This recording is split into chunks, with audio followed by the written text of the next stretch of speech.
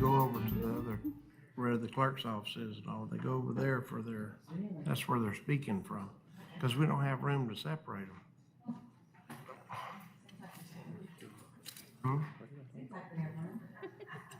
No. Okay, you guys ready?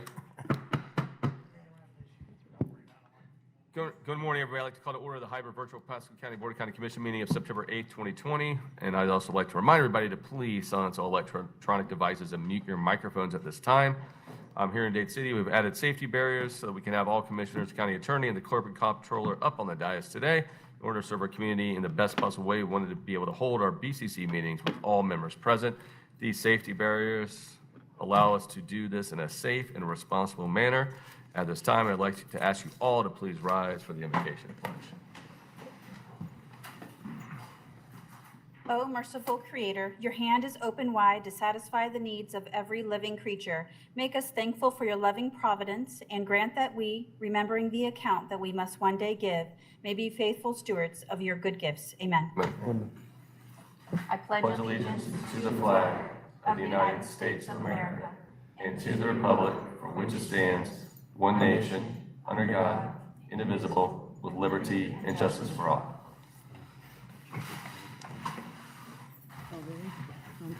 Madam Clerk, please call the roll. District 1, Commissioner Oakley. Here. District 3, Commissioner Starkey. Here. District 4, Commissioner Wells. Here. District 5, Commissioner Mariano. Here. District 2, Chairman Moore. Here. Is that a special guest? Yes, I will say it out loud, and we do have a special guest today.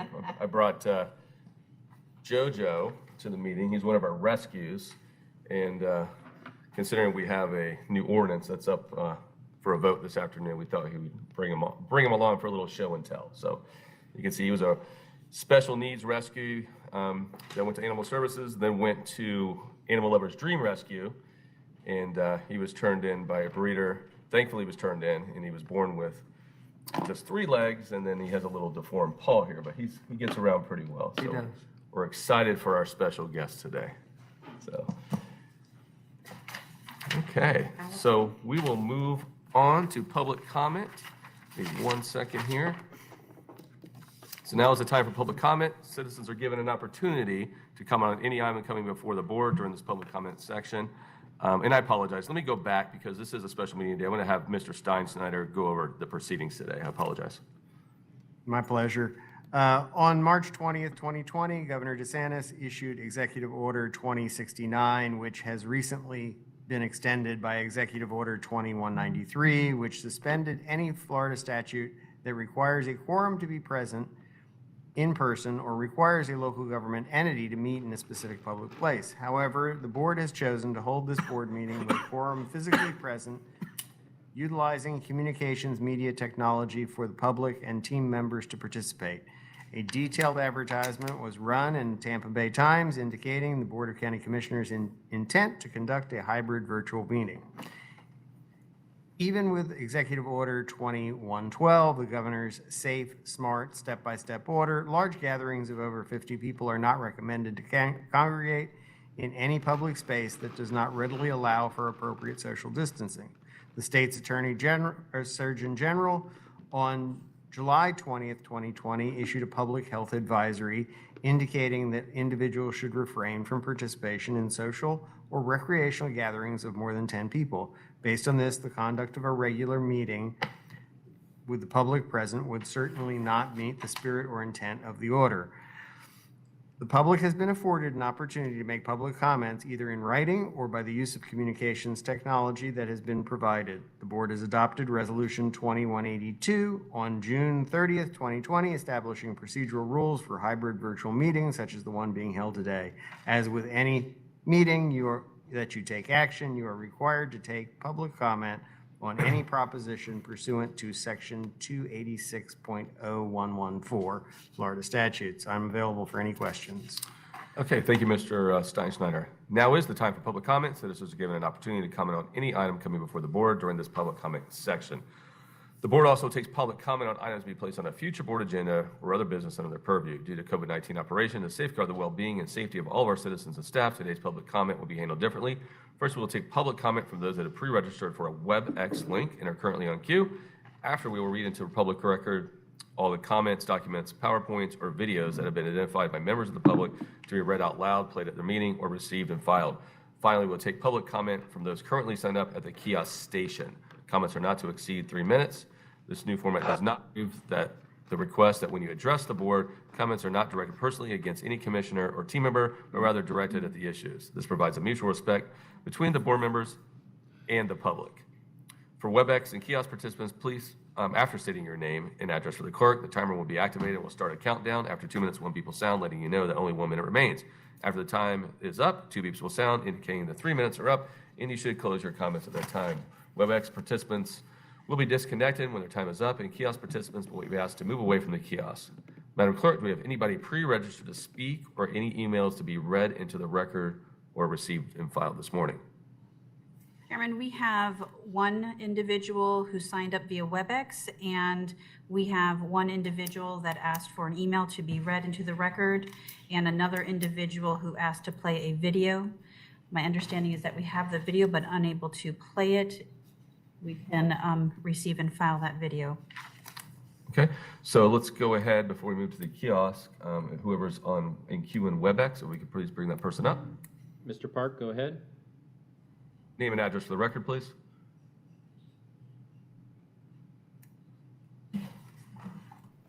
Florida 34639. I'm before you to express that there's too much traffic on Aaron Cutoff. You have amended the 2025 comprehensive plan to allow increased residential housing without considering the increased traffic the amended residential housing brings. On the June 30th BCC meeting, I challenged the validity of Ordinance 1920. I received a reply to my challenge in the form of an interoffice memorandum stating that my reference to non-existent roads was not part of the decision process for approving Ordinance 1920. And that was all.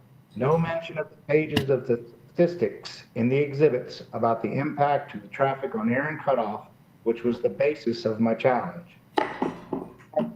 The collector road, which collects traffic and carries the traffic toward arterial roads. Aaron Cutoff intersects and ends at arterial roads US 41 and State Road 52. There is wording in the 2025 comprehensive plan discourage through traffic on collector roads that connect arterial. Urged, then future building of 1 acre home sites will be discouraged as no one is going to build on a high traffic road. Aaron Cutoff has numerous sharp curves that are not safe for the speed of the vehicular traffic, not familiar with the road, nor the size of the trucks using the road. Ordinance 1920 has allowed a development that is unlike any development on Aaron Cutoff. Development will certainly encourage more traffic. I urge you to take action to reduce the traffic on Aaron Cutoff. Thank you. Now I have another, I don't know if it's all part of this, I have comments on your addendum C2, C3. You have 3 minutes total, so please move forward. Go ahead. Amazing. All right, I would like to suggest that you abandon this project. You are $6 million just for the privilege of creating a shortcut. In addition, the attorney fees for the project are being increased by another $250,000. Apparently, the shortcut is not wanted. Stop with shortcuts. What do the residents near where the RV camp is located think about turning Old Pasco Road into a highway? By the time this project is finished, another school is going to be needed. Just build a second school on the east side of the interstate instead. You'd be saving the taxpayers a considerable amount of tax money. Taxpayer money would be better spent on an overpass at US 41 and State Road 52. This way the county will not repeat the disaster at the intersection of US 41 and State Road 54. Thank you. Mr. Chairman, if I may, Mr. Steinstein, go ahead, please. that the eminent domain settlements that are on your agenda are for Overpass Road, not for whatever Mr. Parks is talking about. Right, they are for overpass for the new interchange, so I'm with you. Anybody else sign up for WebEx? If not, I'll let you go ahead with the email and the record, then we'll go to the kiosk. Very good. For the record, we have an email from Michael Gilding, no address provided for receive and file. And Greg Armstrong at 9251 Alcott Way, Trinity, Florida, has the video remarks for a homeless program proposal that will also be for receive and file. So the email to be read is from Alexandra, and I don't know how to pronounce last name, Friede or Friday, from St. Petersburg College Public Policy BA Program, Public Comment and Recommendation. According to Human Trafficking Hotline, Florida ranks number 3 in human trafficking cases reported by states. The reason being that Florida has a large immigration population, which has made it a prime environment for forced labor and other forms of modern-day slavery. There has been a rapid growth of human trafficking in Tampa Bay area, 70% of the victims being women and 30% being children. Although it is vitally important to recognize behaviors and signs to help put a stop to human trafficking, it is not enough to leave it at that and hope for the best. Efforts have been made by task forces in Pasco County, including the Human Trafficking Commission, to help combat human trafficking in Tampa Bay and surrounding areas. It is Pasco County's goal to the health and safety of the people in our community through awareness education, the advocacy efforts, so that no one is compelled to work or participate in any commercial act against their will. The resolution confirming the necessity of gathering of local data pertaining to human trafficking in Tampa Bay and surrounding cities will aid in the research our community needs, which will in turn help with identifying the signs and behaviors and further efforts to help end human trafficking. Though there is not just one single solution to end human trafficking in our community, there is room for significant research to be conducted, as well as potential strategies to take to decrease the occurrence of human trafficking in Pasco County. I feel that both continued awareness and research is key to decreasing labor and sexual trafficking in Pasco County. Some achievable recommendations I have for the Human Trafficking Commission in Pasco County include encouraging civilians within the community to program the 24-hour human trafficking national hotline number into their cell phones so that if they suspect someone is being trafficked, they can readily call the hotline or the local police department to report it. Another recommendation is to encourage Pasco County residents to become educated on common signs and behaviors of potential labor and sexual trafficking victims. My last recommendation is to encourage local schools and school districts to include human trafficking awareness in their curriculum and to develop protocols for identifying and reporting a suspected case of human trafficking for responding to a potential victim. The human trafficking awareness also learning how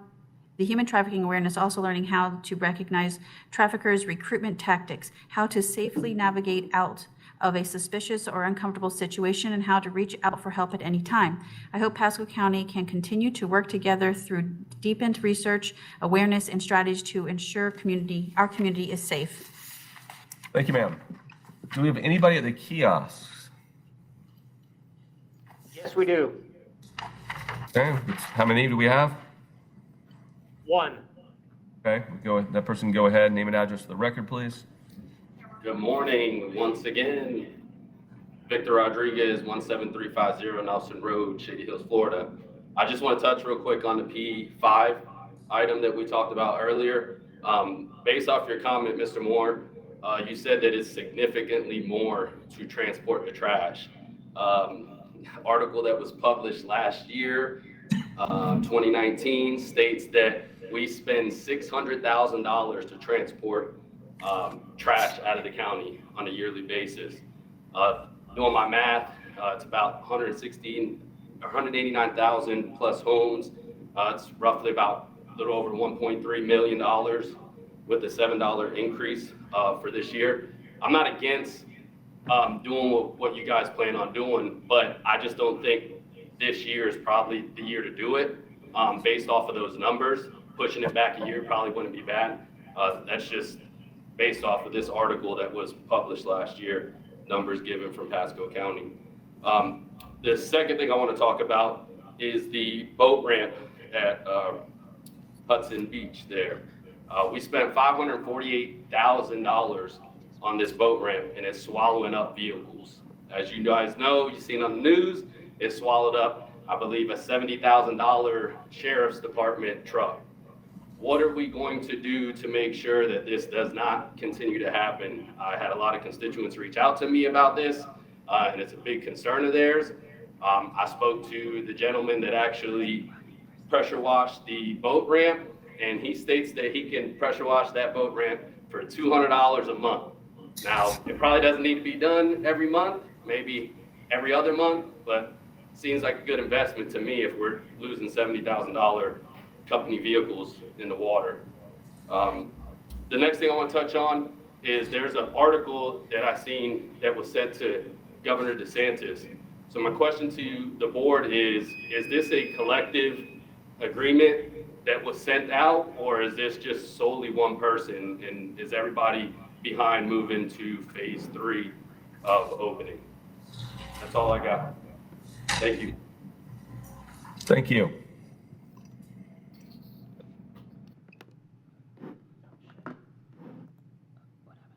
Come up and that will.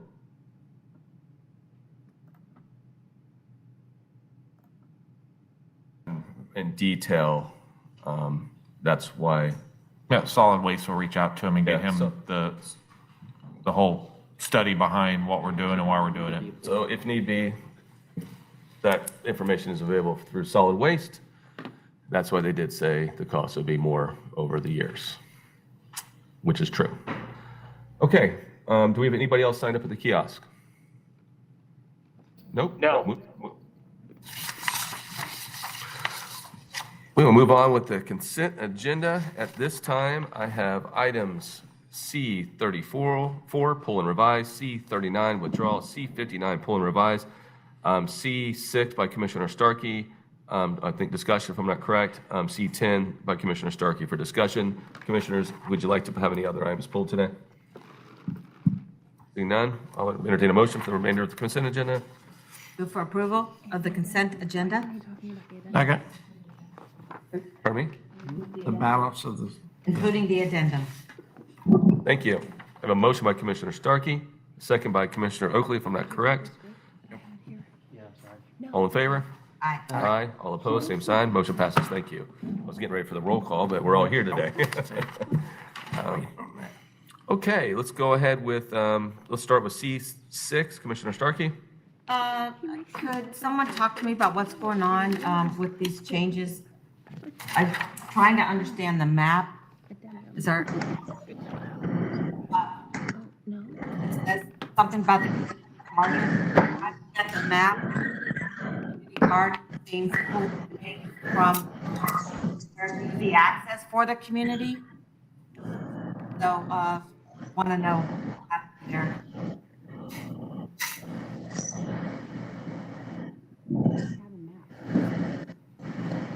This is David Goldstein. I didn't quite understand the question. The change, it looks like the changes have to do with the playground and the community garden locations. So there previously was an outdoor playground and playfield, but that area has now been taken up by some of the outdoor track and field and other recreational facilities. So the school recommended that we move the playground to the gymnasium. So that playground next to the gymnasium, the Parks is going to program with the gymnasium. Can you put up the map? Are we able to look at the map? And is that going to be behind a fence or outside of a fence? It's not going to be fenced because the access to the gymnasium is also not going to be fenced. That's my Okay. understanding. But And what about the Keith Wiley's community probably garden? better to answer some of these questions because he's been involved more in the details of this site plan. Who did you say? I'm sorry. Or Keith Wiley or Keith. Kathy Pearson will probably answer these questions better as to how they're going to deal with the playground. All right, so Keith's on the line. If Commissioner Starkey, if you'd like Keith to jump in, let's give it 1 second here. And I'd like someone to put the map up I'm looking so the commissioners can see. I mean, we already gave a concession that we moved the library much closer to the school than to the park, and it's a shared facility. And I'm a little concerned that where that community garden is going now, it's not going to be accessible by anyone who wants to go participate in a community garden. So, Are you on the line? I need somebody to please mute their computer or device. Lots of feedback. Please mute. If you're not inside this room, please mute your device. is Keith on? Keith Wiley is not on. Can we continue this till commissioner items, maybe? How about we go through the we can rest? co- and we see can if come back can- to this. How about this? Let me go through the other ones real quick, and we might be able to see if he gets on in time, okay? Right, so, C10, so She's on C6. C6 we'll bring back in a second. C10, Commissioner Starkey? yeah, it's just a correction. That is not in my district. That is in Commissioner Mariano's district. Okay, so for the record, that is in District 4. I'll entertain a motion. Five. Five, I'm sorry, I apologize. Commissioner, Move to approve C10. Second. so C10 with noted changes to to District 5 by Commissioner Starkey. All in favor? Aye. Aye. All opposed, same sign. Motion passes. Thank you. C34, pull and revise. Morning. Good morning. Mike D. Simone, Assistant CIO, Pasco County. This item is a request we approve the purchase of the virtual private network equipment upgrade, and this is a Phase 3. This was a multi-year project. Pursuant to Section 2-96, Section C and B of the Purchasing Ordinance, by utilizing the state of Florida 4322000, WISCA 14 ACS, and the National Cooperative Purchasing Alliance, Synex contract number 01-97 with Worldwide Technology, LLC. This is for a not-to-exceed amount of $164,707.89 for fiscal year 2020, and this is for a new cumulative NTE amount of $442,224.94. The previous phases were approved by the board in year 2018, and this is to finalize the project and complete that item. So asking for the approval of that purchase. Any questions, comments? Move approval. Second. A motion by Commissioner Oakley, and I keep doing that. We're not doing roll call. I have a motion and a second. All in favor? Aye. Aye. All opposed, same sign. Motion passes. Thank you. Thank you. C39 is a withdrawal, so going to C59, Ms. Pearson. Kathy Pearson, Assistant County Administrator, Public Services. Keith Wiley is still trying to connect, so he's having trouble getting on, so hopefully he'll get on here soon and get those answers to us. He's on now. Oh, he is on now, awesome. Finish your item. Okay, so PS 20-0031, additional funding approval outside for not-for-profit agencies in Pasco County distribution of Corona Aid, Relief, and Economic Security Act, CARES Act funding of $3 million. Under the paragraph background summary alternatives analysis, second paragraph should be not June 30th of 2020, but July 14th, 2020. So respectfully ask you that change. Thank you, Ms. Pearson. Any questions? I have a motion and a second. All in favor? Aye. Aye. All opposed, same sign. Motion passes. Thank you. Back to C10. Keith Wiley, can you answer Commissioner? C6. C6. C6, can you answer Commissioner Starkey's questions, Mr. Wiley?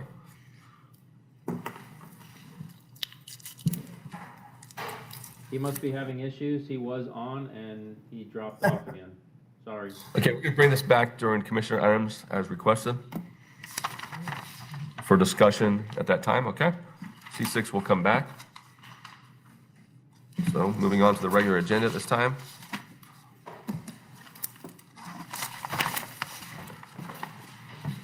R1 is a time certain. R2, I understand there's going to be a continuance on that. So originally it was going to be heard in the afternoon, but since I understand there's going to be a continuance, do we have staff here, or am I going to have to move that to the afternoon? It's not a public hearing item, so if the board wishes to continue it now, that would be okay. That was at the recommendation of the applicant. That's the notice I had received, so. Right. Are we okay with doing that, even though the applicant? Mr. David, Goldstein? this is your Yeah, item. this is, yeah, I would actually like this item withdrawn. We're going to put it on a future agenda whenever the public hearing item goes on the agenda. So if you could just withdraw the item, that would be great. Okay. Which one's he talking about? R2 is withdrawn. I need, We don't need a motion to withdraw. Do you want a motion? No, you don't need a Okay. motion to withdraw. It's- Okay, item it's 2 is gone. withdrawn. R3,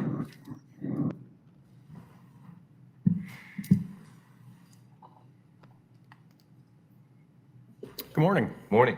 Bob Gorig, Pasco County Budget Director. R3 is an item to authorize the issuance of the second allocation for the general obligation bond for the fire rescue.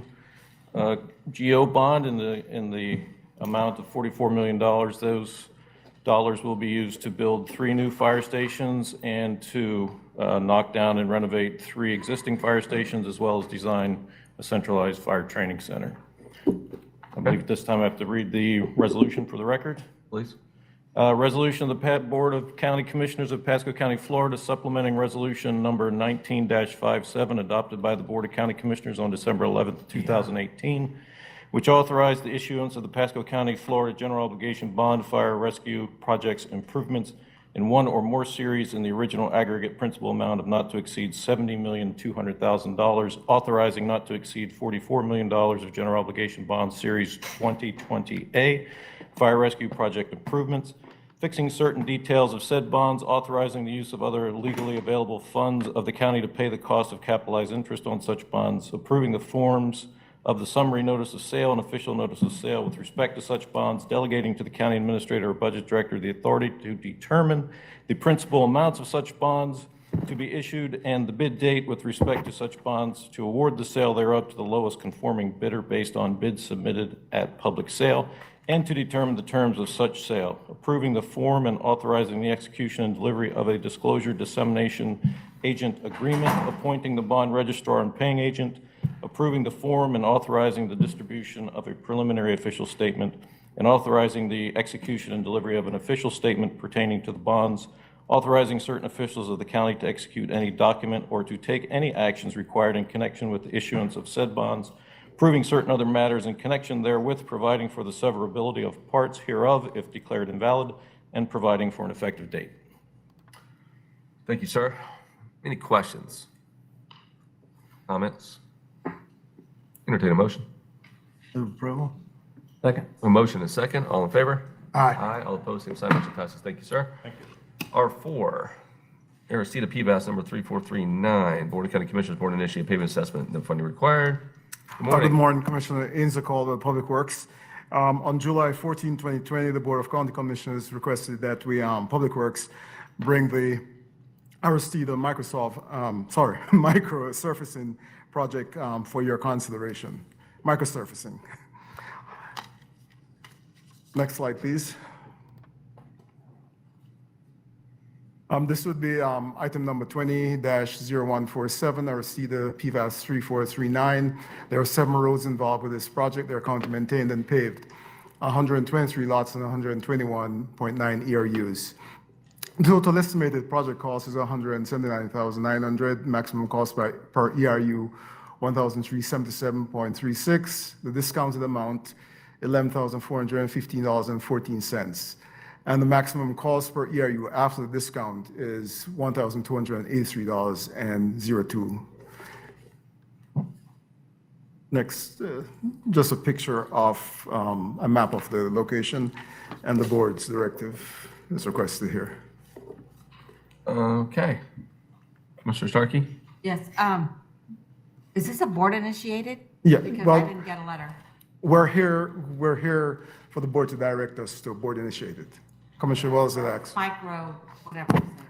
Microsurfacing is basically a rejuvenative type operation. You get, it's basically the tack, some aggregates, there's some compounds in there.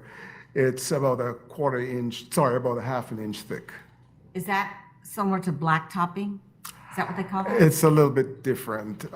This is more durable than the black. Well, black topping is used vaguely, but if you're talking about the painting versus actually resurfacing, this is a little bit more than just painting. Okay, so we're talking about moving to a different kind of PVAS program. Yes. That I think you'll be bringing to us. So how will that affect this? Because, I mean, we're kind of jumping the gun here, but I guess it's okay to talk about it. We're talking about maybe changing the way we pave the roads in the county. Right.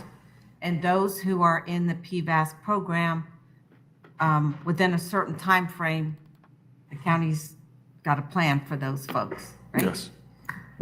If we go forward. So how will that affect this? Because I want to be sure that we're not spending money and not going to get reimbursed or the payments will change if we enact that new PVAS program.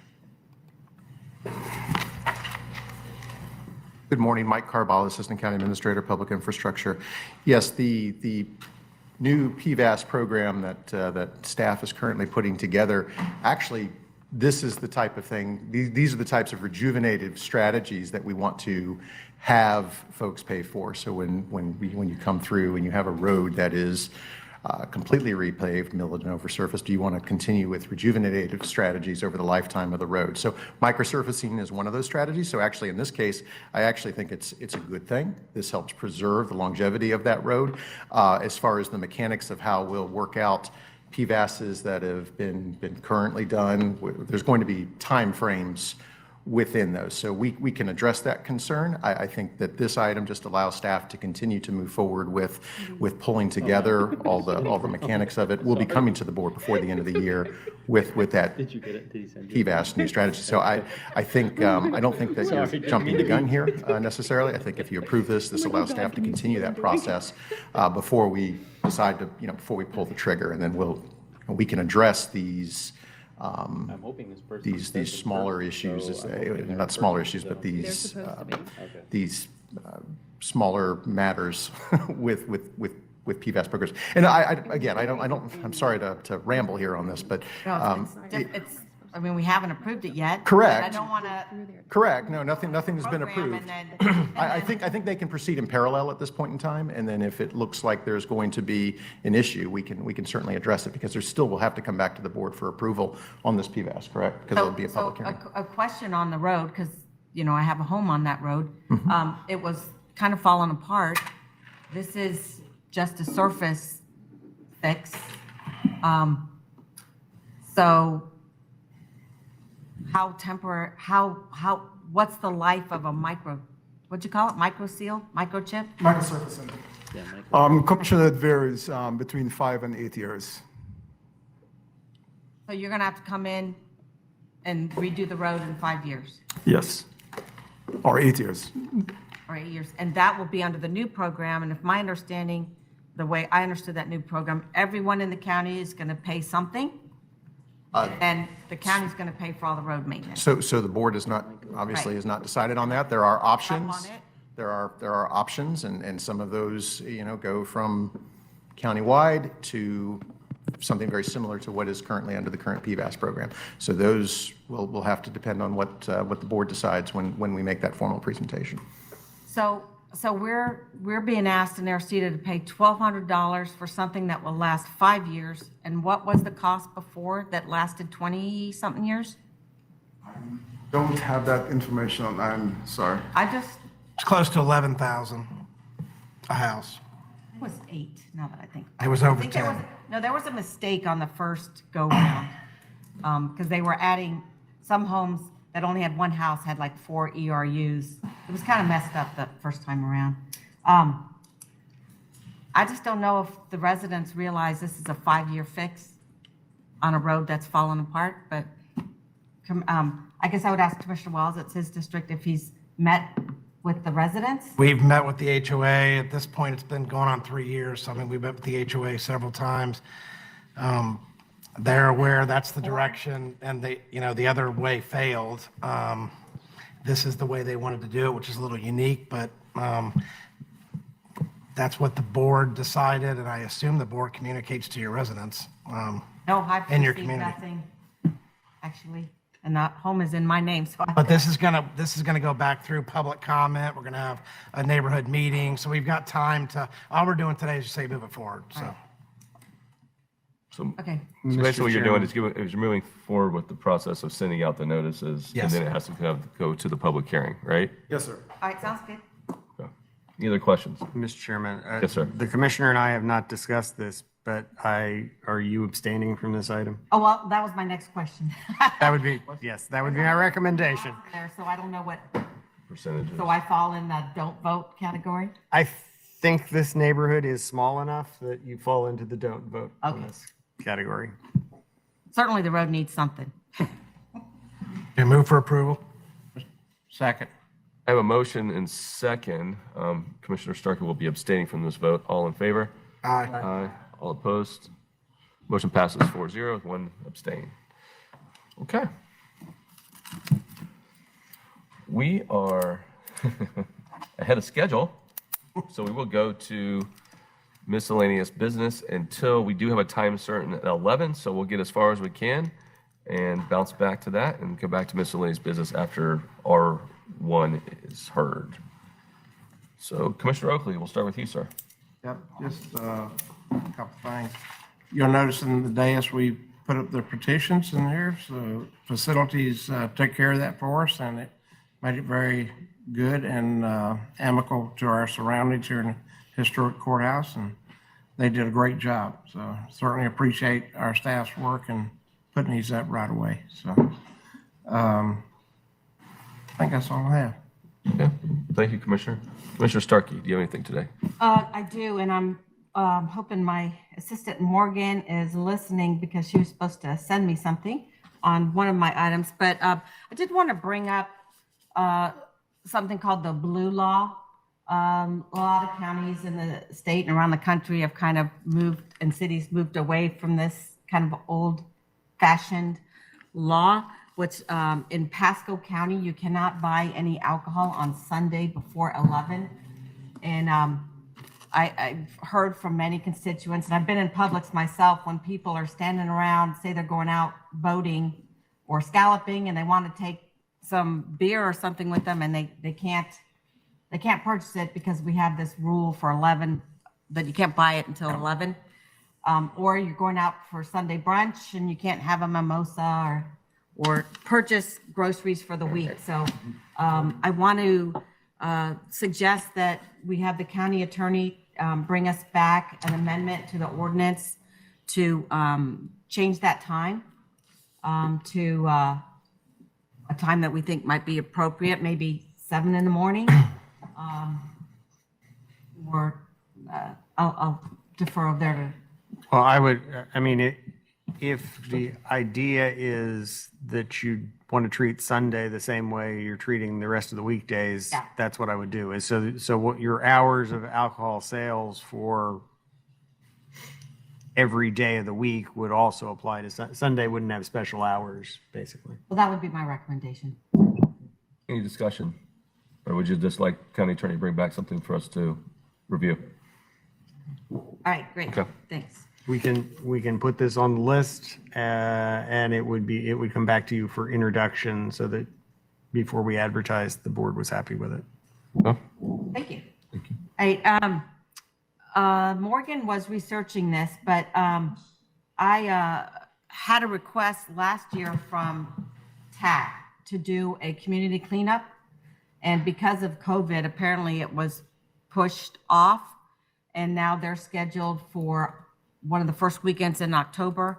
And I had thought we had already done the Holiday Lakes, but it was the TAT one and it got pushed off. So we, as commissioners, are allowed one cleanup per fiscal year. And so if you would allow me to encumber the money for TAT in this year's cleanup, since they're doing it 1 week after our new fiscal year starts, and then we're going to do the Holiday Lakes one in October, I think I may need board approval for that. You're just switching is what you're doing? No, I just, the TAT one was scheduled for this year, but was moved to October, the first weekend in October. And Which is the new fiscal year. Right? So then I would be doing 2 in one fiscal year. I just want to make sure that the TAP funding gets allocated, You won't be too, new fiscal year starts in October. Right, and that would be the Holiday Lakes one that we're also going to do. Oh, you just want to move it down the road. One in 2020 was canceled. Commissioner Mario. I'd say if it was allocated for this past year, if you just continue the funds over, it's still funded, and then you can do That's the what other I'm one as thinking well. too, but apparently I might need board approval for that. Because they do the sweep, and they take all the money. Please don't take my TAP money. We can make sure that rolls forward. Okay. Yeah, I don't think you need approval. All right, so then I would ask for board approval to conduct a community cleanup for the Holiday Lakes community. You don't need it. You don't need our approval for that. You already have it. We do, because we have to take the money out of the general. We already made that decision in the past. It's prior budgeted board money. meeting. Okay. Yeah, but thanks for asking, but you're good. All right, and let's see if there's anything else. I guess someone else can talk about the Wiregrass Sports Complex. Yeah, I'll bring that up, yeah. And, okay, I think that's all I have that I remember for right now. I reserve the ability to come back. We got to these kind of quick. Commissioner Wells. Is Keith not getting on the line to answer a question? Oh, that's a great point. Is Mr. Wiley on the line?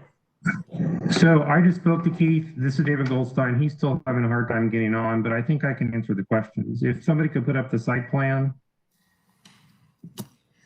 I need Keith for my 11 o'clock, so he's gonna have to just get a phone and call in. I mean, just regular phone, like I did at the 9 o'clock. Okay, Jordan, can you zoom out just a little bit? That's a little bit too zoomed in. Okay, that's good. So if you look at, I think this is the area where Commissioner Starkey was asking about.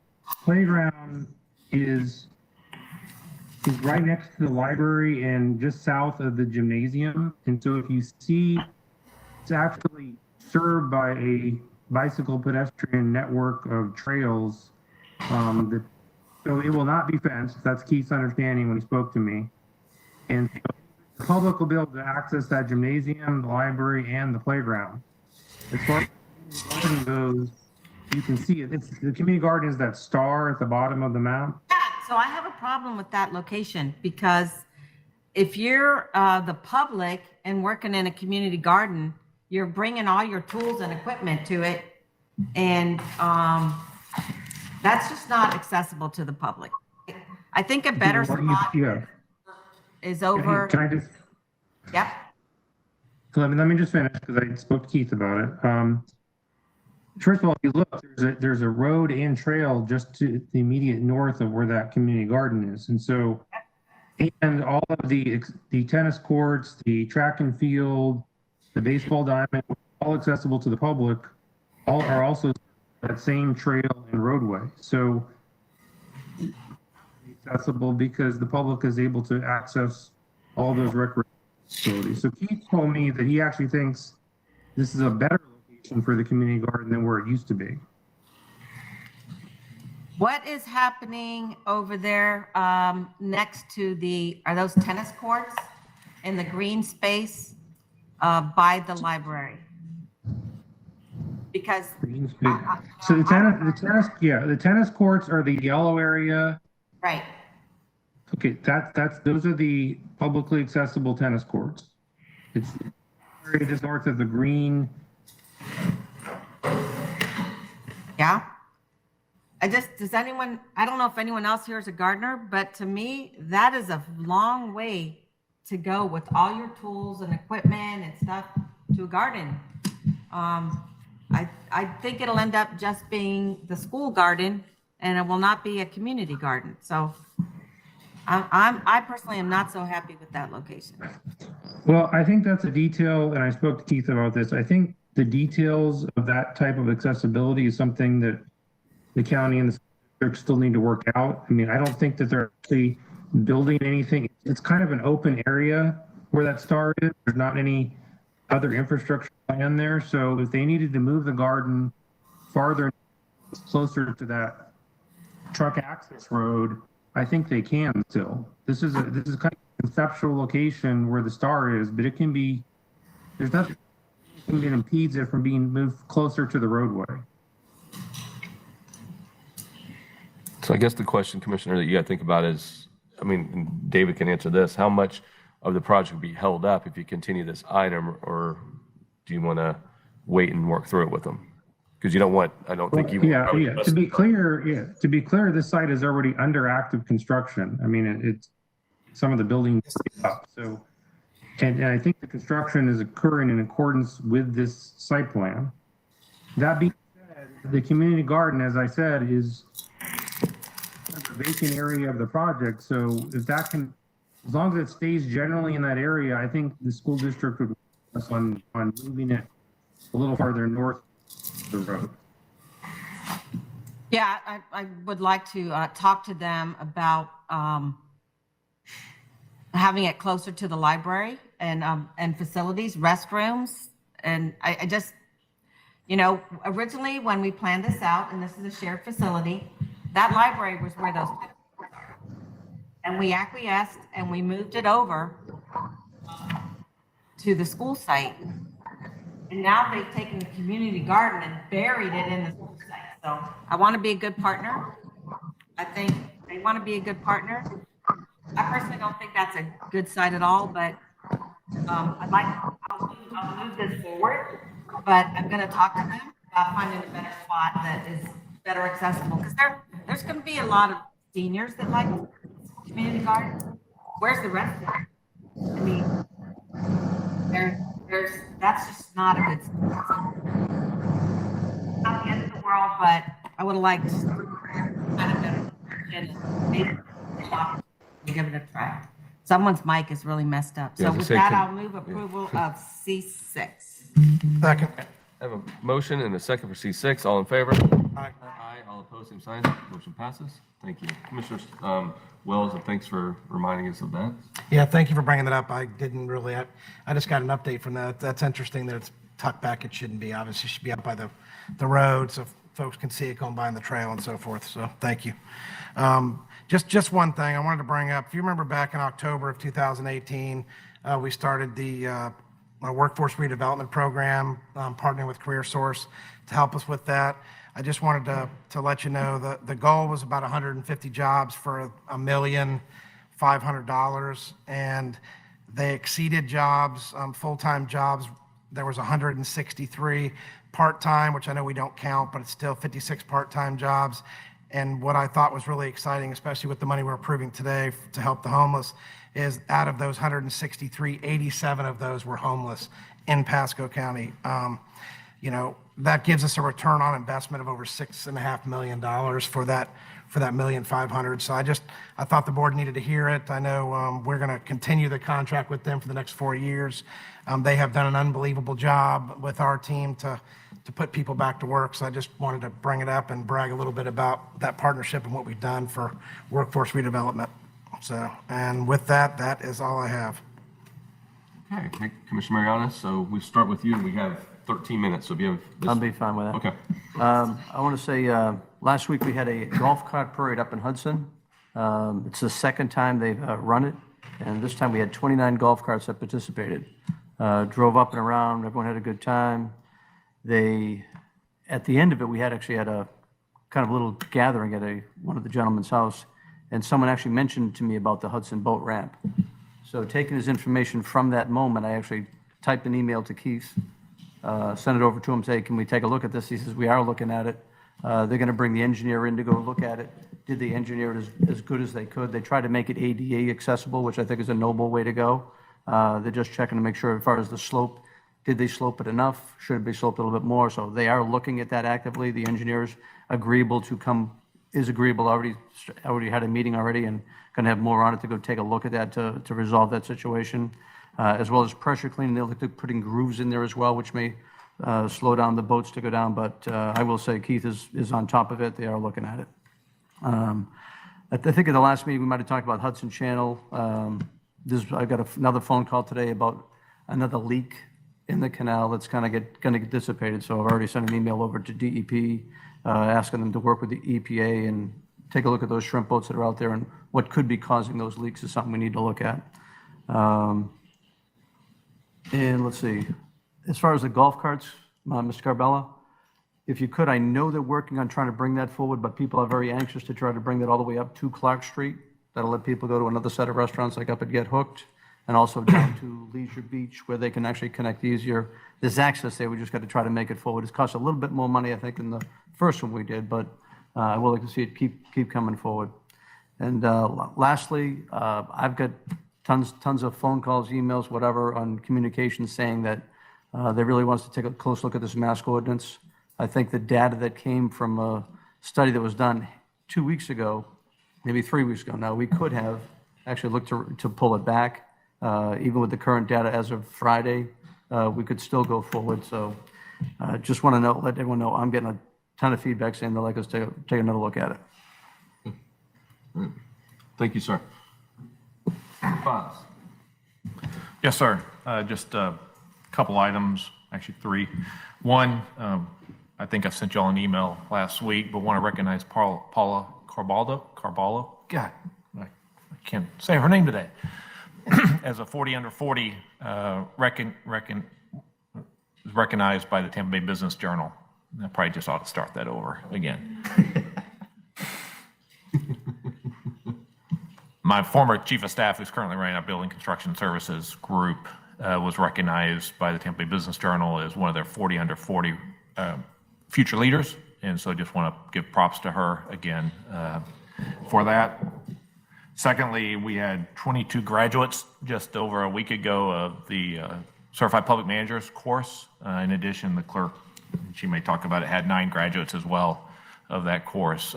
We actually hosted the cohort here in Pasco County because the improvement and the growth of our people is vitally important to the organization. And so we felt that needed to actually host that here. And we'll probably be doing that again in the future as well to continue to grow our people. And last, the 1,000 Friends of Florida actually recognized Pasco County and your board rules for how open they were with respect to public meetings and everything through the pandemic, and how is a best practice on how to implement virtual hearings. So just want to let y'all know that as well. So that was really a collaborative effort. David Goldstein, county attorney, they ran a lot of that with input from planning and my team as well. So with that, that's all I have, sir. And we will have an agenda item on the 21st to discuss where our COVID response is and where we think we need to go. That will be a regular item.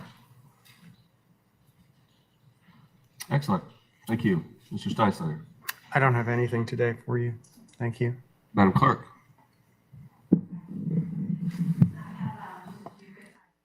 So I'll start with thanking the board for hosting a CPM because we do not have enough to fill a class. So it allows us to provide individuals to go to class locally. And this class ended virtually, so maybe now we can attend virtually too. So thank you for that. The other item I wanted to mention is at the next Board of County Commission meeting on the 21st, I plan to have PFM here to give you an investment update. We usually compile quarterly reports, but with COVID happening and everything, I wanted to give the board the opportunity to see investments and also to ask questions if you would like. And that will be done with PFM representative as well as my Director of Finance, Manny Long. The other item that I have is I just wanted to advise the board that on Monday, September 28th, my office will be closed to the public so we can perform our training, our organization-wide training. It will be conducted virtually. So our office is closed on September 28th, but our team is reporting to work for training. And that's it. That's it. All right. Thank you. Okay. So just a couple quick things. I think I could fit it in.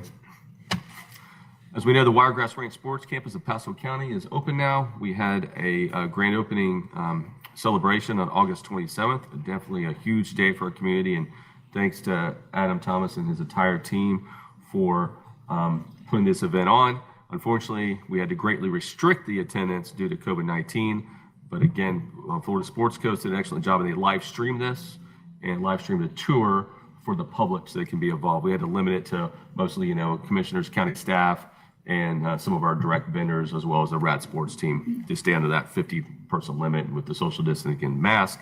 But there'll be plenty of opportunities in the future for the public to be able to view that. And I know RADA did their own open house one day too, so people in the community for those local programmings could come visit it. So it's a great event. I know it was a long road to get here, but we got there. They already had 2 basketball tournaments during over 500 room nights. They used Pasco County hotels, so they stayed here, they shopped here, they ate here. Exactly what we wanted to happen. Couple pretty cool things to mention as well. 43 out of 52 weekends are already booked with sports at that facility. So I would say that's already a big success. Yeah, it's amazing. Even with COVID-19, 43 out of 52, I can only assume that they'll book as many as they can unless maybe one of the major holidays falls on one of those weekends. And then local programming has already begun. So they have basketball leagues, they have the indoor soccer leagues, they have cheerleading going on, they have volleyball going on. All that's already going on for our local residents. So already a huge success. So thanks to everybody. And again, thanks to the Porter family for the land, donating the land for that facility. And obviously a huge asset for the county. Just a question for the team I wanted to bring up. A citizen brought this to my attention. You may have heard this before. I'm not sure if you have or not. Staff comments are not posted on the public version of Acela right now.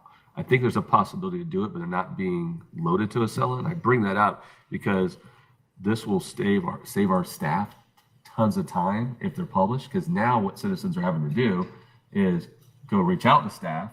They have to stop what they're doing, turn around, look for those comments, and email those comments to the citizens. So if they're just posted on Acela when those comments are made, that's going to save our team, I think, tons of time.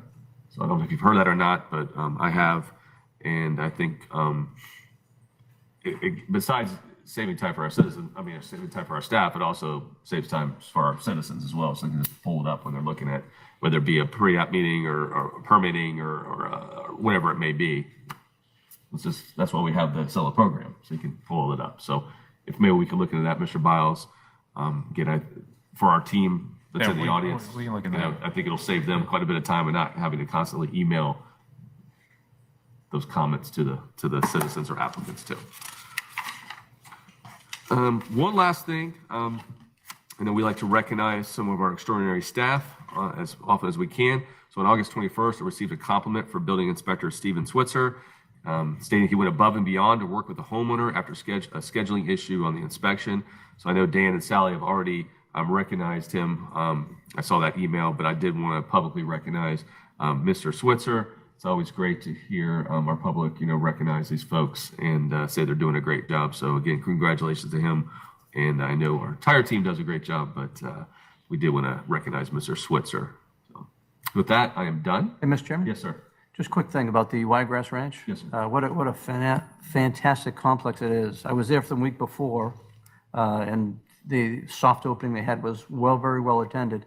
And when you talk about the local reach out that they have, they got testing out there for for kids going through college, the EC testing. That educational program is another great component that's out there. Really exciting. Yep, you're correct. Good comment. Yep. Yeah, great facility. Yep. I think we're gonna really be on the map with that one, and maybe with the one that's gonna be presented to you in a second. But I did wanna ask the county administrator, I had asked him about getting a manatee protection zone and a no wake sign and out on the south channel of Gulf Harbors. And again, this morning, when it's high tide, the boats go over the area at a high speed where the manatees we see every morning. I'm very concerned, and I'd asked you to look into it. I don't know if you've been able to find out how we get a sign. We have some signs. We don't have manatee signs out there. So Parks is working on that because I think we maintain those signs with respect to those who violate the no wake sign. We don't have the ability to enforce that. So we'd have to work with fisheries. We need to have a sign so that someone can enforce it, because the sign is at the beginning, Right. but people are still speeding through there. I hear my neighbors come out and yell at people all the time. FWC, Commissioner? What? FWC, maybe? Well, I think the county has to request it. Oh, Keith's working on that with Fish and Wildlife. Oh, yep, they're working that. So the other thing is I wanted to share with you that I was honored to receive the Florida Federation of Republican Women Commissioner of the Year for the state of Florida. Oh, congratulations. What they said was that, no, I'm not gonna read it, self-serving. But anyway, I was honored to get that, and I'll be receiving an award on September 12th, so. Oh, this Yeah. event on Sunday It's a Saturday. or Saturday? Yeah, They have a big conference coming. Thankfully, it's here in Tampa, I know, and I know. so. They asked Aubrey to speak at that, actually, my daughter. Oh, But awesome. but unfortunately she can't, she has to work, so she has an obligation already. But yeah, so, all right, I think I understand Keith's on now, so.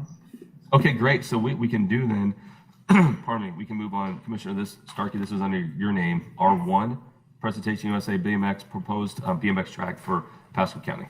Go ahead, please. Yeah, come on up. And introduce yourself. And Commissioner, you saw some of this presentation at the Tourism Board. I was online watching, but I didn't realize they were on your agenda until too late for me to get there. But I am very excited to have you listen to this wonderful presentation. We've been meeting for about, is it a year now? A year. And they came to me because of my background with cycling and biking, and they were actually first looking for some property in my district, but we think we found a good site. And please, you have to introduce yourself and name and address for the record. Yes. Yep. Good morning. My name is Delaney Morrison, and I'm the president of Ride Local, a nonprofit registered in the state of Florida. We've made some booklets that. I will need your address too. You can just give your business address if you like. Okay, our address is 3040 Cedar Trace, Tarpon Springs, Florida 34688. So we're just across the line in Pinellas. And if you'd like to hand those to the clerk, Okay, and they will pass those out. Thank you. And I understand Keith has told me he is online, and then we have our tourism director here as well. Great. We also have the rest of the board that should be joining virtually, the rest of my board. And then I believe Justin Travis from USA BMX, he's the director of new track development, is on as well. And Justin may have some things to chime in with if I know there's like a muting at some point, so. We do have a PowerPoint to go along with this. Had it teed up a second ago. There it is. That's me. No. I don't wear pads. All right, first and foremost. 30 years ago? With long hair. Yeah, it's black and white photos. The long hair, there you go. All right, Ms. First Morrison. and foremost, thank you for having us today. We have been working with Commissioner Starkey as well as meeting with Keith and Adam for about a year now, trying to go through the logistics of bringing a BMX track and ultimately a bike park to Pasco County. Our mission statement with Ride Local is to create safe and well-organized environments for locals to hone their skills in extreme sports, mainly BMX racing, which is what our background is. So there's a lot of extreme sports that we think we can bring into this park that we'll show you later, but that's our main goal here. We think that Pasco County being named the Sports Coast, as well as being in my backyard, and everything that you're doing with the Wiregrass Sports Complex, and this will really just round out your offerings here in the county to really touch on almost every sport you have available for the citizens here. Our goals in doing this is to establish a world-class track experience for locals and visitors alike, as well as leverage the experience of myself and my husband, Kirk Morrison, the owner of J&R Bicycles, the largest BMX store in the country, to create this track experience like no other. We also think that we can use this event center to host other types of events that aren't just BMX racing, to bring the community together for things like the Boy Scouts of America meetings, All Pro Dad meetings, here at this facility. The biggest thing about BMX is that this is a family sport. There are 2-year-olds. My son was out in Rock Hill riding this weekend. He's 4. Up to, I know there's people in their 60s still racing. So this is one of the few sports that you can do alongside your children, not just sitting on the sidelines watching them or waiting for practice to be over in some of those instances. So, and of course, we want to create an open channel of communication with our board, USA BMX, and the county to make sure that we're providing the best possible experience for all of the residents here. Our board is comprised of five local residents here, 3 of which are born and raised here in the Tampa Bay area. I'm a 3rd-generation native here. We are also all local business owners in our own right. Doug Bevis is the former mayor of Oldsmar and helped bring the BMX track to Oldsmar, as well as Duff Campbell is a longtime resident here in the Palm Harbor area and a local realtor. Adam Sharp is, well, he's the crazy one on the board, as you can see by his photo. He owns a very successful business here in the Tampa Bay area. And then Justin Ritter actually owns a custom skateboard company and also works alongside of us at JNR Bicycles, overseeing all of our marketing and technology there. Hey, just a little thing of history. Keith Wiley used to skate, ride with them down in St. Pete at the facility that used to be down there, right? So my husband was a racer a long time ago, and used to race for JNR Bicycles, and it came up for sale when he was 15, and he convinced his parents to buy it and live his dream of owning a BMX store. And we're in our 30th year now celebrating, so it's worked out for us. And one of the reasons that we want to bring another track to the community is that this is just what we do. We eat, sleep, and breathe BMX. USA BMX is the governing sanction for all of BMX racing in the country. They probably run one of the best programs in the world as far as BMX goes. They are getting ready to celebrate their 45th year, and they sanction over 300 tracks in the country that run local, regional, state, and national races. They oversee all of the scoring as well as the infrastructure that we use for the scoring and for managing the races. They also provide all of the education and the certifications that we need, whether it's coaching or being a track director. Like I said, Justin should be joining us. He was telling me he was having a little bit of technical difficulties. USA BMX has done a great job in actually helping to grow the sport of BMX in the last few years. You can see that in 2018, the sports and fitness industry showed that bicycling was the #1 fastest growing sport in the country among all others. We also know that this is going to continue to grow, as we have seen in the bicycle industry in the past 6 months, how much the volume has increased on purchasing bicycles.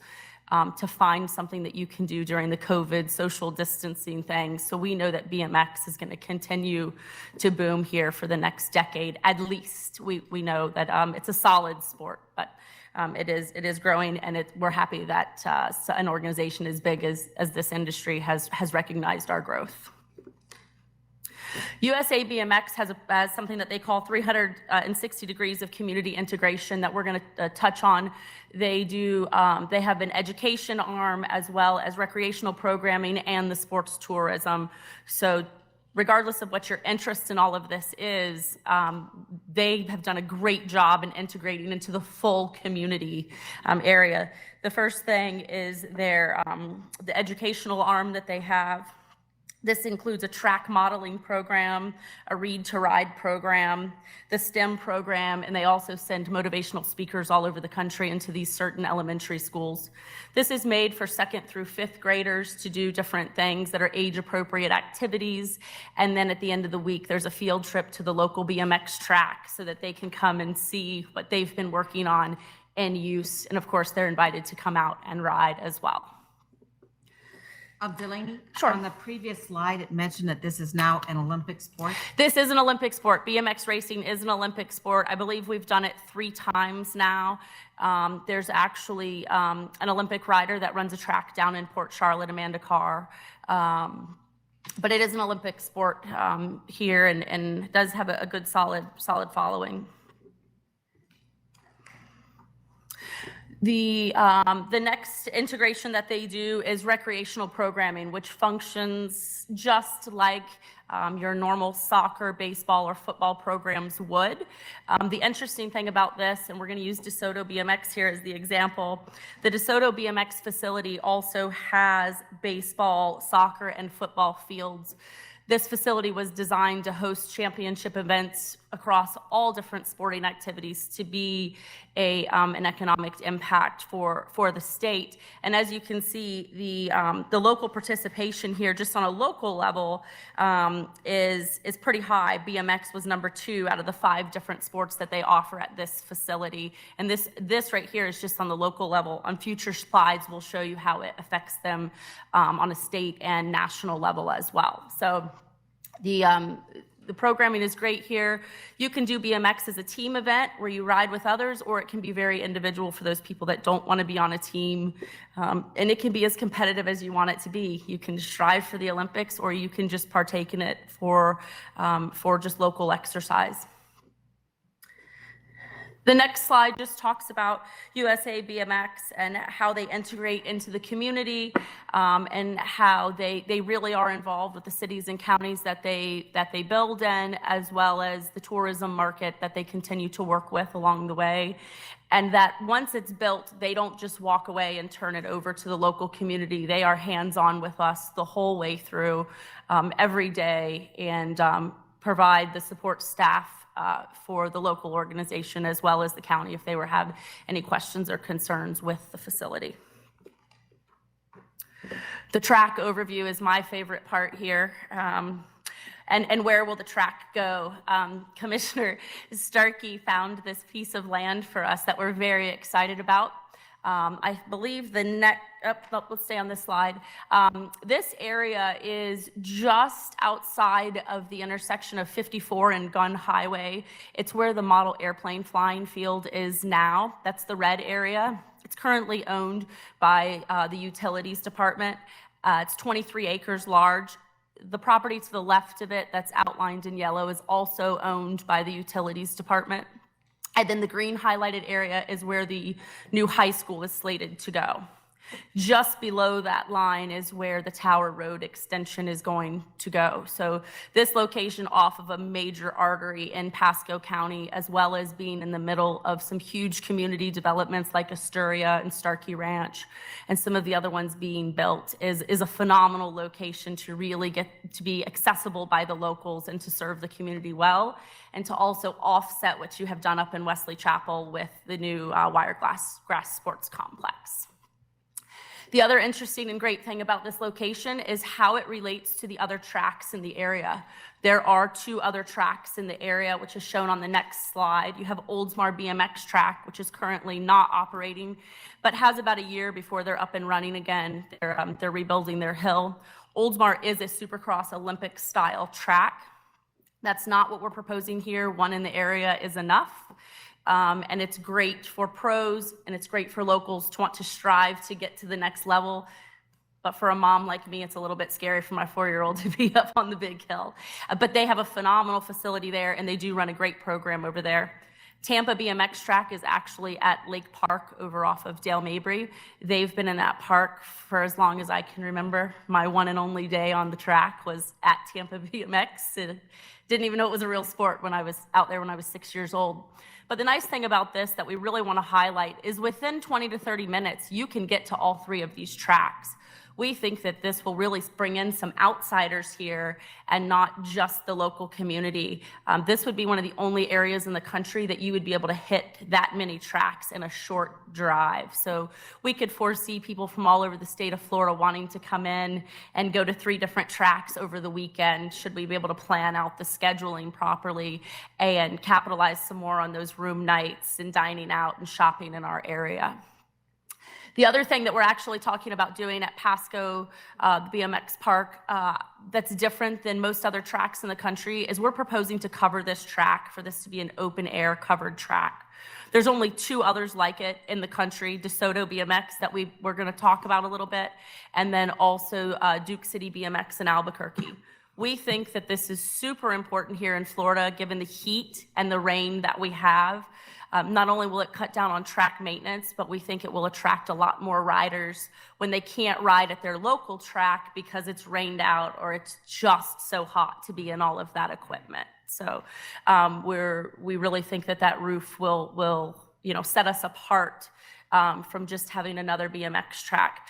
And just for reference, I believe that there's 15 operating tracks in the state of Florida right now that are fully operational and run year-round for the most part, minus the rainy season. Two things that we've been talking about back and forth is a BMX track and a bike park. Those are two different things. We're most familiar with the BMX track because that's what we do for a living here. But we really want the BMX track to just be one part of the bike park overall. We've used this layout here to show you that there's other areas in the country that are doing things similar to this. Houston is the biggest one that opened last year. They're 27 acres.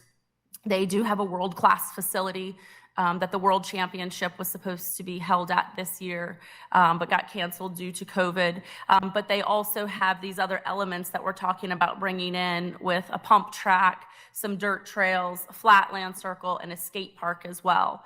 So just because BMX isn't your thing, there's a very big crossover between people who race BMX and ride skateboards and scooters. So, and on the next slide, you'll see our proposed layout here for this. We're showing this, the next slide's actually gonna be clear, but we wanted you to see how it sat on the property before we flipped it sideways to alleviate any type of confusion here. The red area marked out is actually where the track would go. And to the right of it would be the parking lot, which right here is slated to be about 240 spaces. There is retention down to the front left corner. And if we can go to the next slide, there's just a little bit better visual of what this track looks like, a little bit more clear here. So the red area is all covered, which includes all the bleachers, the staging, the concession, restrooms, the parking lot. You can see just center of the page is a world-class skate park that would be able to hold national level style events. It also includes a playground area, a pump track, dirt trails, and then a full skills course all the way around. So if mom wants to get some exercise while her kids are at the playground, there is a designated area for them to do that as well. And again, this utilizes all 23 acres of that land there. The next slide just talks about the size of the track and an approximate cost just for the track. The track itself is about 3 acres. And the base cost, not including the roof, is approximately $2 million. The roof we've had estimated at just at $1 million. So, and you can see the photos there. That's from DeSoto BMX. So you can see how that open air roof with the lighting would allow for evening events, as well as it really does help with any kind of inclement weather conditions that you may have. This is the largest style facility that USA BMX builds here in the country now. One of the things we've talked about with the covered roof, since we'll have so much space, is installing solar panels. We know that Legoland had partnered with Tico on some of their parking spaces to install the solar panels that provides fuel savings for 730,000 customers. So we were wanting to maybe reach out to Duke Energy to see if they would want to partner to help offset some of the costs by allowing them to install some solar panels, because we will have a lot of square footage of space on top of the roof. Or maybe Publix, who's next door, would want to offset and do something with their facility. Or even the school that's yet to be built could offset a lot of their electric operating costs by utilizing some of the solar that we would be able to generate from back there. Other outreach ideas that we've had at the park, just to let you know that we're really trying to think through everything, is to host parents' night out events where moms can drop their kids off and go shopping for a few hours, to do the lock-ins for locals and visitors. I know when I was little, we used to go to the skating ring overnight, couldn't wait for that sleepover at the skating ring. And then again, I was talking about the crossover. So road bikers, there's a lot of adults that road bike, and your county is phenomenal for the road biking aspect. But once you're a bicycle enthusiast, it really doesn't, the crossover between the different sports is very easy and natural for a lot of people. So we see a lot of BMXers that are also into the mountain biking, and the parents are into the road biking. So inviting those different groups to come and try BMX and try to get them involved as well, we think is super important. And then as well, using the parking area for food truck rallies, maybe to be a starting point for some of the road bike races or road bike gatherings. And then also contacting local schools to just arrange awareness and bike safety checks that we could do at our park while also allowing them to come and try BMX for free. The economic impact for BMX is going to be larger than most other local sports here. And I know that that's always important for anybody that's going to spend any kind of money or have this kind of land allocated to an event. The 2019 Sooner Nationals that's held in an inside facility in Tulsa, Oklahoma, you can see that their local taxes that they brought in was $75,000. National events, there's approximately 30 of them a year. Their direct economic impact on average is $617,000. I think that that's a little bit low, but there are some nationals that are held in some not well-known areas of the country, and also some that just don't go as well as others because you can't always predict when there's going to be a monsoon or hail or sometimes even snow. The regional events that we would also be able to host here have a direct economic impact on average of $84,000 over a weekend. And then the state championship series, the events leading up to the finals on average are about $74,000, and then the final itself, that's just a one-day event, is $66,000 of an economic impact there. And these are all events that we would be able to host at this facility through USA BMX. The next report is just a little bit more detailed. For Visit Tulsa, they used an event impact calculator detail so that you can really just see what their the business sales total was, just over $2 million over that 3-day period. So everybody comes from out of town.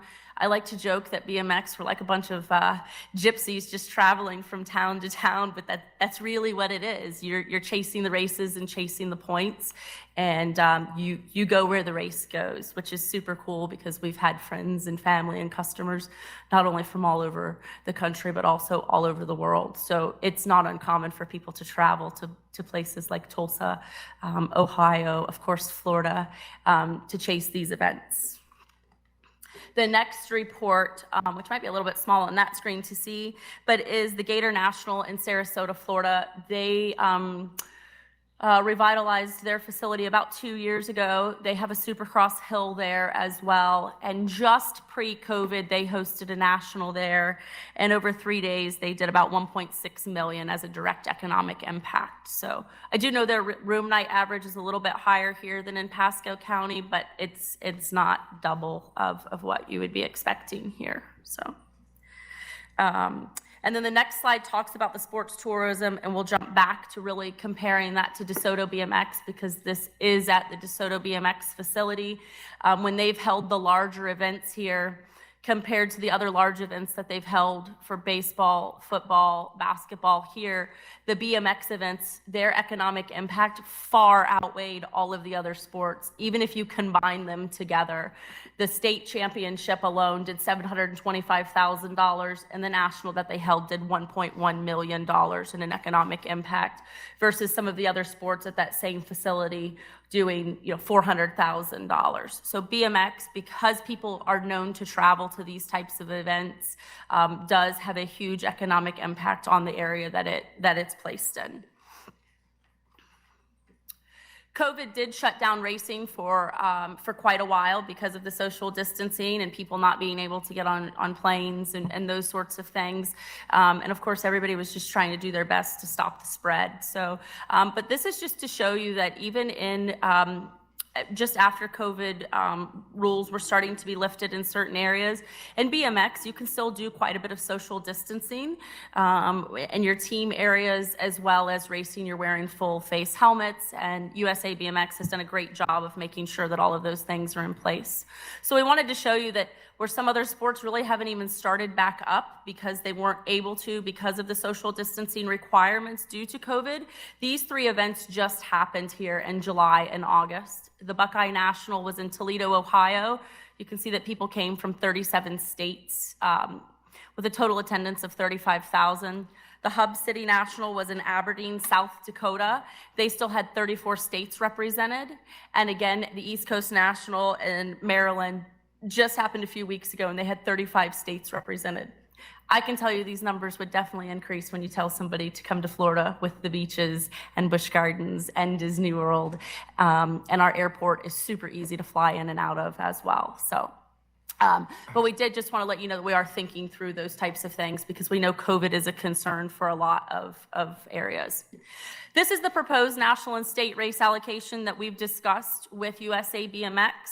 Should we get this facility up and running with that covered roof, they've allocated a national to us for the first 3 years so that we can directly get back some of that output that we've put into this facility on an immediate return. So years 1, 2, and 3 would be allocated to us, and anything after that we would be able to bid on yearly to be in the rotation. And then the state race allocation is every other year. That's just to split up the season with the rest of the state. So with the rest of the state tracks, every other year we would host a qualifying race, and we would also be able to bid on that championship race as well. So this is what I have for you here. We hope that you guys are excited about all of this, and as we are, our crew's worked really hard on everything, putting this together, and we're happy to answer any questions you might have. Questions? Well, we have Keith. Starkey? Yeah, we have Keith Wiley on. Keith, do you want to make any comments? Hi, Commissioner. Yeah, this is Keith Wiley, Director, Parks, Recreation, and Natural Resources. Sorry about the technical difficulties earlier. I think I'm good to go now, hopefully. I would just like to add that we did the master plan back in 2015. It was adopted by the board in 2016. And just to kind of point out that a bike park BMX track was listed through the workshop stakeholder process as one of the highest unmet needs in the county. Unfortunately, in that plan, this type of amenity is not actually in the master plan or the capital plan. Therefore, there's really no funding associated with it in the future. But I did want to call out that it is listed as an unmet need in the master plan. And I do like the concept of a bike park with a pump track, BMX track, playground, and open spaces. I think that makes it multifunctional, which ultimately just really addresses a lot of diverse user groups.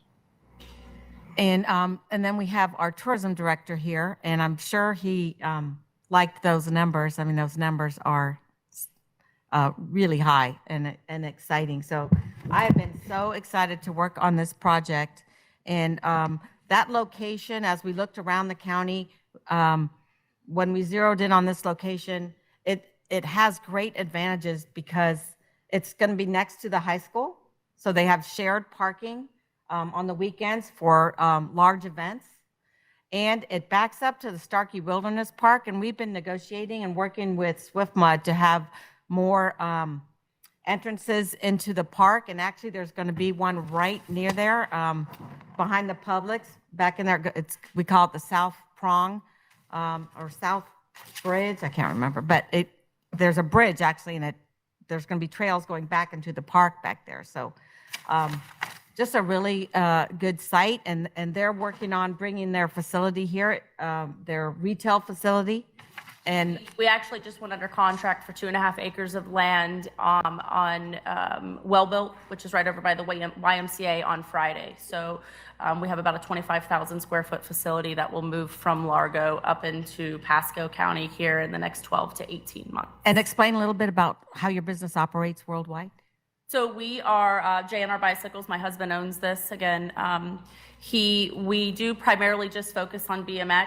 When we move up into the Trinity area, I think we'll probably be expanding some of those offerings into some more bicycling genres because it's just a nice and easy crossover. But we do have a retail store here in Largo, Florida now. We have about 10,000 square feet there. And then we also do all of our off-site storage in the back of my house. We have a big barn area. But we do ship worldwide. We ship to 27 countries right now. Predominantly, we are an e-commerce business versus a walk-in retail business, but that's just a sign of the times with Amazon and the Walmarts of the world. But we do just BMX. And then We also sponsor a national bike shop team. We've won seven titles, which is the winningest bike shop team in the country. I think it's 7, might be 6. And then we also co-sponsor a lot of local state teams. JNR is just well known in the BMX industry worldwide here. So we think it's a nice crossover. This wouldn't be done for JNR, so we want to make a clear designation that JNR is a for-profit business that my husband operates. And the nonprofit Ride Local is something that I would do separately of his business, that this is a nonprofit to really just be a community asset here. So, Is your gentleman on from USA? Justin, are you on? Well, I know he said he could see everything, but he couldn't hear anybody. Yeah, so I did speak He with is him. on. We had a Zoom. Oh, he's on. He's on. I didn't know if you wanted to mention anything about USA. Justin? Actually, that's Justin Ritter. I'm a board member of Ride Local. I don't see that Justin Travis made it. Yes, I'm on. Hello. Oh, there he is. Oh, you unmuted me. There we go. Hello. Thank you for unmuting me and for having me in this morning. Honestly, Delaney has done an absolute amazing job of putting this together. We've been working for months on doing this. And I really don't have too much to add other than I'd be very excited to work in the community, come down and visit. Obviously, I'm always looking for a great excuse to vacation in Florida, as is everybody else, which is one of the beautiful benefits of a track down here. And on a side note, I do have a little bit of a soft spot for this area. So the Tampa Lake Park track that Laney mentioned, I actually used to be the track operator there. So from 2004 to 2007, I actually ran that track before moving to Ohio to work for the national organization. And so that whole area that you guys are in, I have a soft spot for. I absolutely love it. And anything that I can do personally to help champion the cause to have this BMX track built or even just added to the master plan with hopes of getting it built in the future, let me know. And I'm here to bend over backwards for that. Thank you. Tina Russo is watching this, and she just reminded me, and I meant to say this. So as you know, Tower Road is the Orange Belt Trail. So one of the most important trails, I think it's going to be in the Tampa Bay area, is going to be the Orange Belt Trail, and that is going to go right in front of it. So another function of this park is a trailhead for the Orange Belt Trail. And right now, we don't even have a trailhead for the Starkey Trail.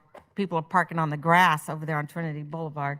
And Tina mentions that she also did work with BMX in Hillsborough County. So I recall that the legislature helped fund the rowing complex in Sarasota County.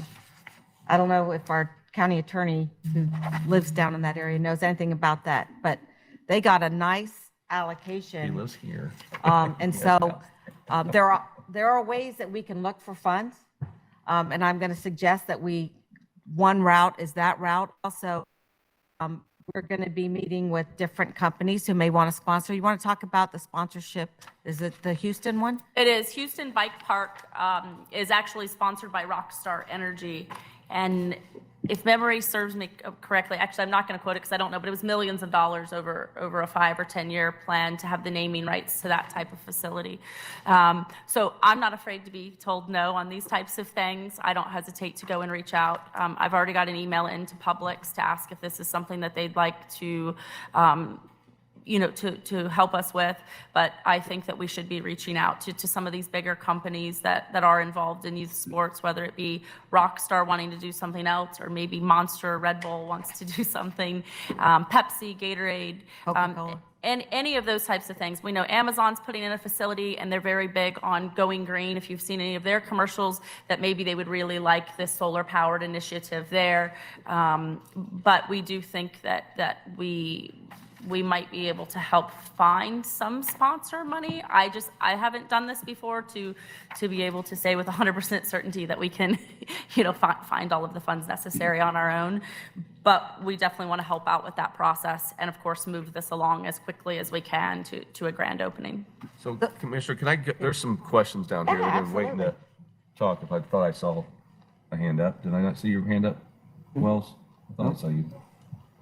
Well, No, or Commissioner Mariano did. I'll let her finish, but I was going to. Okay, I thought you did. I thought I saw no, go ahead, a wave. because I'll wrap up when you're done. So funding is what it always comes down to. And also working with people that are existing there. I'm sure we can find other land for the people to fly the planes there. Oh, yeah. We've got a site for that. 845 acres right to the north that, I'm sure we can find some space for them. I like the access of the property to make something happen there. So as far as like funding goes, part of this is you coming to Pasco no matter what? Or is this like helping you come to Pasco as far as bringing? As far as our business, Yeah. our business is coming. I'm under contract on the land, so we're moving regardless of your BMX track. We know that you would be, we're the largest in the country as far as a BMX store goes. To have that within a few miles of the track you're not going to find that anywhere else in the country. There are other places that have BMX stores. They're not as large as we are. So we are moving into the county. Actually, Commissioner Starkey helped us for a long time going, what about this piece? What about that piece? Have you driven over here? We actually live right at the border of Pinellas and Pasco County in that Keystone, East Lake area. And we've been looking at this land and finally said we couldn't find a building that we could move into quicker that was large enough, and found that land and said it's now or never. And we made the offer and they accepted. So we're coming into Pasco County 100%. Okay. Are we helping you as far as like jobs incentives and all? We had talked with somebody earlier about that. We're not opposed to it because we know that we're going to need to bring more employees in than what we have now. And I'm sure my employees watching are probably like, yes, please bring some more people in because our business has been booming. But I don't know that we're in one of those areas that you were focused on. I know there was an area up in 19 that was a focus to create some more jobs, but all the help that we can get to have a successful opening and of course run a more successful business, we're willing to take. All right, I think you'll find that, I'm sure Commissioner Starkey can take it down that trail, but yeah, we for job creation, based upon a certain level of income, there are incentives that are out there for you, so we'd love to help you there. Is this area served by TICO or Duke?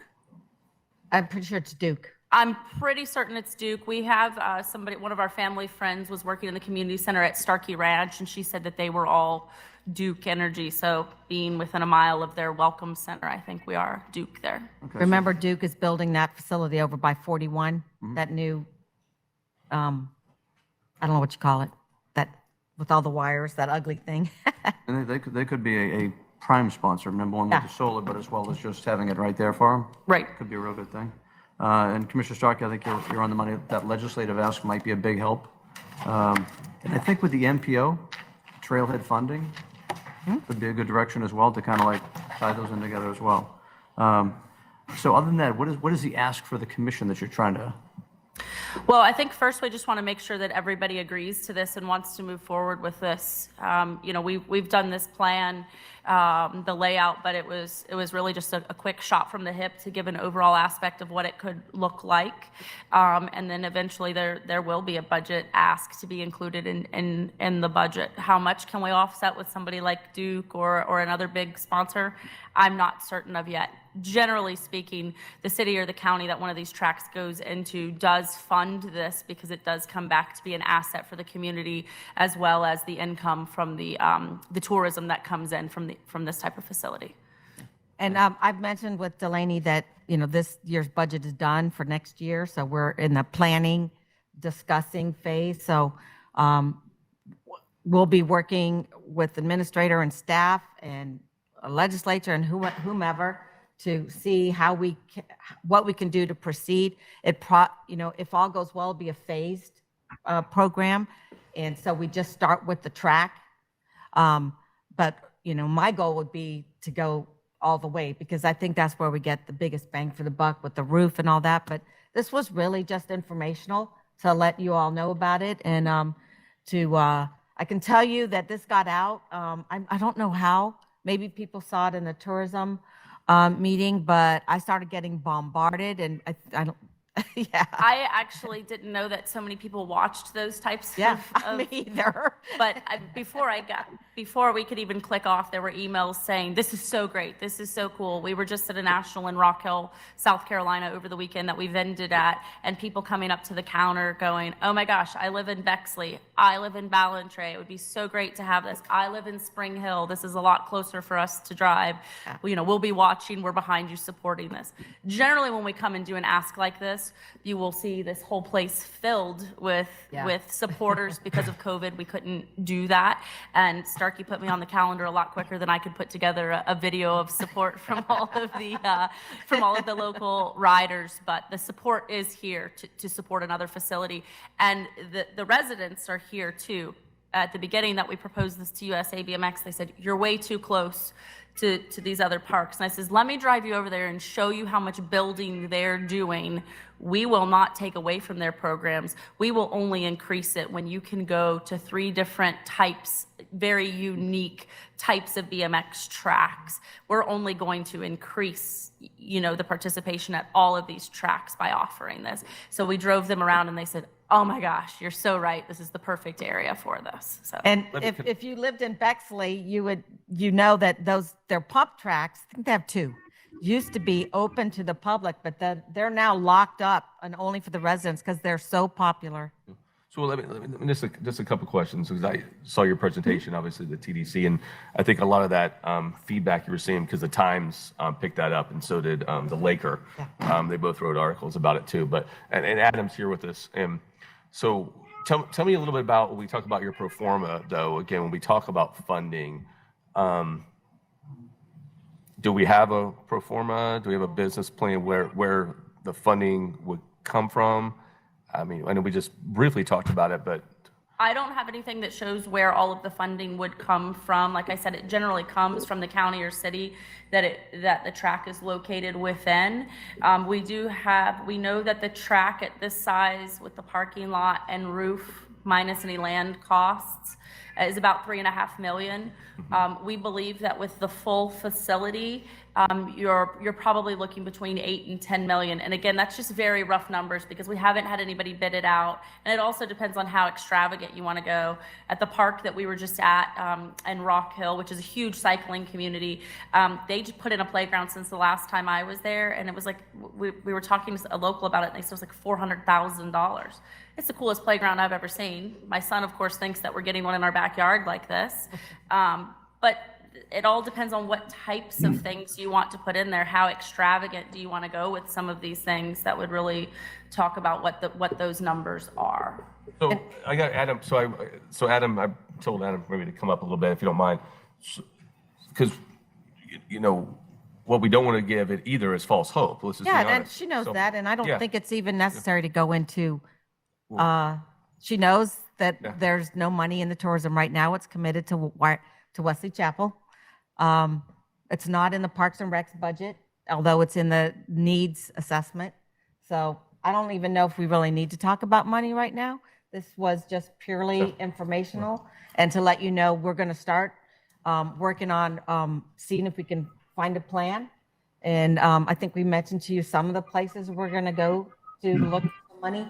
And I'm sure you'll see Delaney here again and hear more about this. And I just hope you're as excited as I am for the community because, and Adam, go ahead. You know this is going to be very popular. One other thing that we've talked about. Can I have Adam talk real quick? Go ahead. Good morning. Adam Thomas, Pasco County Tourism Director. Yes, the TDC board's in full support of this. I'm in full support of this. This is a great opportunity for not only our citizens, but to really diversify our product as a sports coast and as our destination of sports events. So the economic impact is strong. The visitation is strong. You have a great partner here with Delaney. I think it's a great opportunity for us to really move forward, but funding, obviously, everything comes down to funding. It's always an issue. It's always money. Okay. Thanks.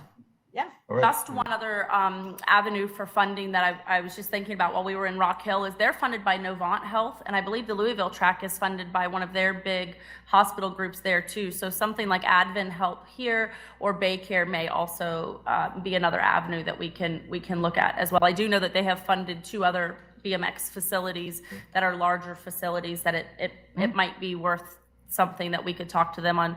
Why did they think it was good to get their name out locally and put up some money to have this? We actually have Advent Health on our skating rink, ice skating rink, so it does happen here as well.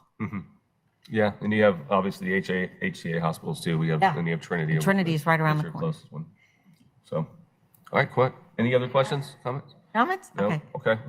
Thank you so much. Thank you so Appreciate much, it. Delaney. Great job. Thank you for having us today. All right, everybody. So, Mr. Chairman. yes, sir. Can you hold that dog up? Oh, JoJo? Yeah. Yeah. Good deal. There's JoJo. There's JoJo. JoJo will be back for the item this afternoon. All right, everybody. I guess that does it. So we will be on break now. We'll see you at 1:30. Thanks so much.